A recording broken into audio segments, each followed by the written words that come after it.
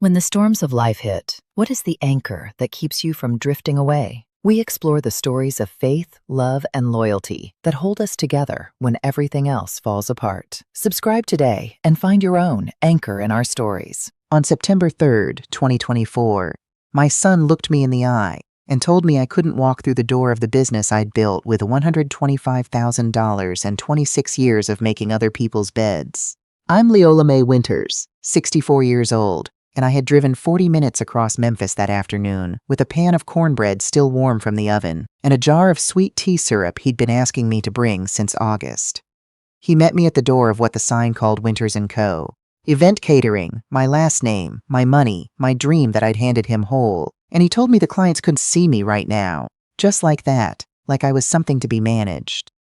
I set the cornbread on the hood of my car and sat there watching the door close. It made barely any sound. That's what I remember most. Not a slam. Just a soft, settled click that meant the decision had already been made long before I pulled into that parking lot on Lamar Avenue. I didn't know yet what he'd done. Didn't know about the papers he'd filed downtown, or the story he'd been telling his girlfriend's family, or the closing meeting he'd scheduled 3 weeks out that was meant to end with my name on nothing, and his pockets full of money that wasn't his. I just sat there with cornbread going cold in the September heat, and told myself it was the pressure of running a business. My name is Leola, and this is how I found out I'd already been erased. I need to go back further, 26 years back, to the linens. I started at the Peabody Hotel in 1998. Housekeeping, room attendant, whatever they called it on whatever year's paperwork. I stripped beds, scrubbed tubs, folded towel swans, and restocked the little soaps and never once complained where anyone could hear me. I made $11.40 an hour my first year. By 2010, I was making $17.20s. And I thought that was something. I thought, if I hold on to this, if I don't touch it, if I give up the things that feel good right now, it becomes something real later.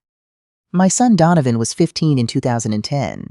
He would stand in front of the bathroom mirror practicing handshakes. Actual handshakes. Firm grip, 2 seconds of eye contact, release. He'd seen someone do it on television, and so decided that was the version of himself he was building toward. He was a serious boy. Smart. Wanted things I'd never wanted for myself, because I never thought I was allowed to want them. I loved that about him, that he reached. I thought the reaching was the gift. Mama, he told me when he was 17, I'm going to have my own business someday. Something with my name on it. I said, then we're going to make that happen. I started a second savings account that same week, a credit union on Winchester Road where I knew the teller by name. I put in $200 a month when I had it, and $100 when I didn't, and nothing when the water heater broke, or my back went out and I missed 3 shifts. By 2016, I had $38,000 in that account. By 2020, I had $84,000. I wore the same 4 pairs of shoes for 6 years. I took my lunch to work in a container I'd had since Donovan was in middle school. When the women on my floor went out for birthdays or end-of-year dinners, I said I had other plans and went home and ate the soup I'd made on Sunday. Donovan graduated from University of Memphis in 2015 with a degree in hospitality management. He got a job managing events at a downtown hotel, then a better job, then another. He wore tailored shirts and drove a car I couldn't have imagined for myself at his age. I was proud. I kept saving. In 2022, he came to me with a plan, a catering and event company. Full service. He'd already scoped 2 commercial kitchen spaces. He had a business plan in a binder with color-coded tabs. He sat across from me at my kitchen table and walked me through every page like he was presenting to investors. And I realized, that's what I was. He needed $125,000 to secure the lease, buy equipment, and cover the first 8 months of operating costs. I had $119,000 saved. I took out a small loan against my retirement account for the rest. We went to the attorney together. The business license went in my name. His idea, he said, for tax purposes. For protection. Your credit is cleaner, Mama. This is the smart way to do it. I believed him because I wanted to believe him, and because I didn't know enough about business structures to know when I was being managed. Winters & Co. Event catering opened on March 12, 2022. I was there that morning. We took a photo in front of the sign.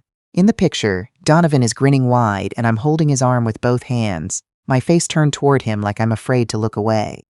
He ran the company. I was the owner of record. I understood that. I understood that I was in the background, that this was his vision, his energy, his career.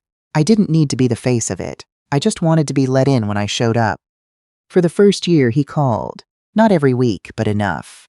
He'd tell me about events they'd catered, weddings and corporate luncheons, and a birthday party for a retired federal judge. Numbers were good. He sounded alive when he talked about it. I felt the way I used to feel on Sunday mornings, like something good was being built. The calls started spacing out in early 2023, monthly, then less. When I called him, it went to voicemail more often than not. He texted back within a day or two, always brief, busy season. I'll call this weekend. He never called that weekend. In May 2023, I drove to the kitchen on Lamar to surprise him with lunch. The young woman at the front desk, new, I'd never seen her, looked at me with polite uncertainty and asked if she could help me. I told her I was Donovan's mother. She went to get someone. She came back and said he was in a planning meeting and couldn't be interrupted, but she'd pass along that I stopped by. He called that night and said, "Mama, you can't just show up like that. We have a professional environment." He wasn't mean about it, just firm. I apologized. I told myself it was the pressure of running a business. In January 2024, I ran into my neighbor's daughter at the pharmacy on Poplar. She worked downtown in events coordination. "Oh," she said, "didn't your son do the Lancaster and Webb holiday party in December? Someone at work mentioned it." I said, "Yes, I thought so." She said, "I heard the owner was some kind of widow who'd started it from scratch. Real touching story." I said, "Well, I'm the owner." She looked at me like I'd said something that didn't fit the picture she'd been given. I drove home and sat in my car in front of my house for a long time. In March 2024, I received an automatic notification from Shelby County's business records portal. I'd signed up when we first filed the paperwork. On March 14th, an alert arrived. Transfer of business interest, Winters & Co. Event catering, pending. I called the county clerk's office the next morning. A woman named Nell answered. Patient, professional, the kind of voice that tells you she's explained things to confused people before and doesn't hold it against them. She looked up the filing and went quiet for a moment. "Ma'am," she said, "there's a transfer of sole ownership application here, signed. It says by you, dated February 28th, moving primary ownership to a Donovan Winters." A pause. "There's also a power of attorney document attached. Same signature." "I never signed anything," I said. "Are you able to come in?" I went the next morning. Nell met me at the counter herself. She spread the documents between us and showed me 2 signatures bearing my name. I looked at them for a long time. You know your own handwriting. You know how you make your capital L, how the loop on the E sits too low, whether you press hard or barely graze the page. These signatures looked like mine, the same way a photocopy looks like an original, close enough to fool someone who wasn't looking for the difference. "Someone practiced this," I said. Nell looked at me steadily. "Yes, ma'am. That's what it looks like to me, too." She handed me a business card, an attorney named Fowler who specialized in small business fraud. Then she pulled the original incorporation records and set them beside the transfer documents. There was a line I hadn't noticed at first. Under previous owner status, next to my name, deceased. Deceased. I pressed my hand flat on the counter to steady myself. "When was this filed?" I asked. "February 28th, she said. February 28th was 12 days after I'd given Donovan a cashier's check for his birthday, $2,000. Because it was his birthday, and because I am his mother, and because I still had some left in the account. Attorney Fowler's office was downtown on Madison Avenue, 7th floor. She was close to my age, with natural gray locks, and a desk covered in organized stacks that only looked like chaos to someone else. She listened to me for 20 minutes without writing anything down. Then she asked me to leave the documents with her and come back Thursday. Thursday, she had more. She'd pulled the corporate filings, cross-referenced the county records, and made a call to someone at a private investigations firm.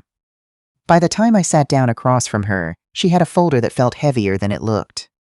The forged power of attorney was the centerpiece. Professional grade, not a scan doctored on a laptop, but something produced with proper formatting, notary seals, registration numbers. It had cost money to produce. Someone had been paid to make it. The second thing she showed me was a listing. Winters & Co., event catering, posted on a private business brokerage site for $215,000. The listing had gone live on March 1st. 3 days after the forged transfer documents were filed, it described the business as family-founded, currently sole proprietor Donovan Winters, fully operational. "He's selling it," I said. "He's trying to," she said.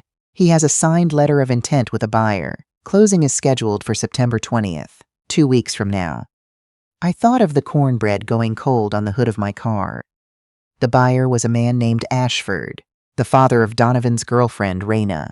He was putting in $215,000 to become a silent partner, with his daughter and my son running the operation together. Attorney Fowler had pulled the engagement announcement from a local lifestyle blog. Donovan and Raina photographed at a rooftop restaurant, her hand extended toward the camera to show the ring. In the caption, under About the Groom, Donovan Winters, founder and owner of the award-winning Winters & Co. Event Catering, lost both parents in a house fire when he was in his early 20s, and has built his success entirely from the ground up. Both parents. In a fire. I read it twice. "He told them I was dead," I said. "And his father as well," she said. Donovan's father had left when Donovan was 3. I had no idea where he was now. But in the story my son had constructed, we had both died together, tragically, in a fire. He had been building a life over our graves and calling it his foundation. Attorney Fowler set a second document beside the first, a loan application filed in February to a private lender, $80,000 against the value of the business's equipment and lease. The equipment list, the commercial ovens, the refrigeration units, the linens and chafing dishes, bore my signature on the original purchase receipts, which had been altered to show transfer to Donovan Winters, dated June 2023. He had borrowed $80,000 against equipment I'd bought with my savings. "Where did the money go?" I asked. She pulled bank records. I won't list every line, but $18,000 went to a jeweler on Peabody Place in October 2023. $27,000 went to a travel agency in December. A honeymoon package to the Maldives, I would later learn. $14,000 to a furniture company. The rest moved in amounts that suggested someone had given thought to what triggers a flag. The ring on Raina's finger, the trip she didn't know yet she couldn't afford, the furniture in the apartment I'd never been invited to see. Attorney Fowler folded her hands on the desk. "I file an emergency injunction today to block the September 20th closing," she said. "The business stays in your name. The transfer never legally completed because a forgery voids the instrument. Then we contact the Shelby County DA's Economic Crimes Unit." "And then?" I asked. "And then your son gets arrested." I sat very still. This is the part no one tells you about, the moment before you say yes. When you're still a mother more than you are a victim. When you can still see him at 15, practicing handshakes in the bathroom mirror, so hungry for a life that fit him right. When the love is still sitting right there next to the rage, and you can't separate them because they're made of the same thing. I said, "Do it." The injunction was filed that afternoon. Attorney Fowler contacted a detective named Amos at the DA's office. He was thorough, unhurried, took everything in with the expression of a man who has heard worse and believes all of it. He told me the closing meeting was set for September 20th at 10 a.m. at a law office in East Memphis. Donovan, Raina, and Mr. Ashford would all be present. "I'd like to be there," I said. Detective Amos looked at my attorney. She nodded slightly. "We can work with that," he said. I spent the days between then and the 20th doing what I knew how to do. I went to work. I made my bed. I called my sister in Knoxville and talked to her for an hour without telling her what was happening, just listened to her voice. I went to church on Sunday and sat in my usual pew and sang the hymns I've known since I was a girl, and when the music swelled I let myself cry a little. Not for what Donovan had done, but for the boy I thought I'd raised, who I was beginning to understand I had not quite seen clearly. Thursday evening he called me, first time in 6 weeks. "Hey Mama, just checking in." His voice was careful, calibrated. "I'm fine, baby," I said. "You?" Good, good. Busy." A pause. "I just wanted to say I know I've been hard to reach. I love you, Mama." He had never in his adult life called just to say that. "I love you too," I said. I didn't tell him what I knew. I let the words sit there between us, real on my side and something else on his. September 20th was a Friday. I wore a navy dress I'd had for 6 years, pressed and clean. Attorney Fowler met me in the lobby of the building on Poplar at 9:45. We rode the elevator to the 4th floor in silence.